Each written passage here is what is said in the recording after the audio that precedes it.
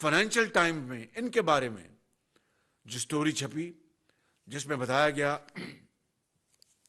کہ اپنا ان کی شوکت خانم کے لیے وہاں پر پیسہ جمع کیا گیا، وہ فنڈ اکٹھا کیا گیا، اس کو انہوں نے ملینز آف ڈالرز انہوں نے لیے اور اپنے سیاست کے اوپر خرچ کر دیے.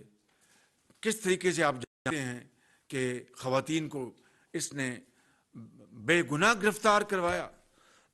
مریم نواز کو گرفتار کروایا میرے سامنے، وہاں پر کوٹ لکھپت ہسپتال میں، کوٹ لکھپت جیل میں، وہاں پر نواز شریف صاحب قید تھے.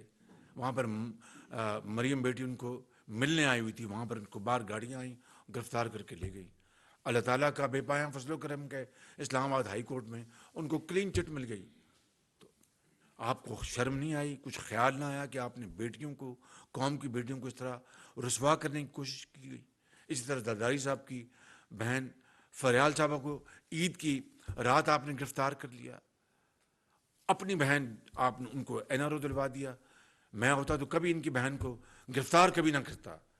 مائیں اور بہنیں سب کی سانجھی ہوتی ہیں، لیکن اپنی بہن کو اپنا جس نے ایک جرم کیا تھا اپنا ڈکلیئر نہیں کیا، مس ڈکلیریشن کی، وہ مرتکب ہوئیں.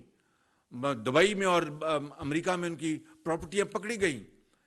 کئی سال اس کو ڈکلیئر نہیں کیا اور پھر ایمنسٹی سے انہوں نے اس کا فائدہ اٹھایا، ایف بی آر سے ان کو سہولت دلوائی، این آر او دلوایا. یہ ڈبل سٹینڈرڈز اس طرح پاکستان کو انہوں نے برباد کیا.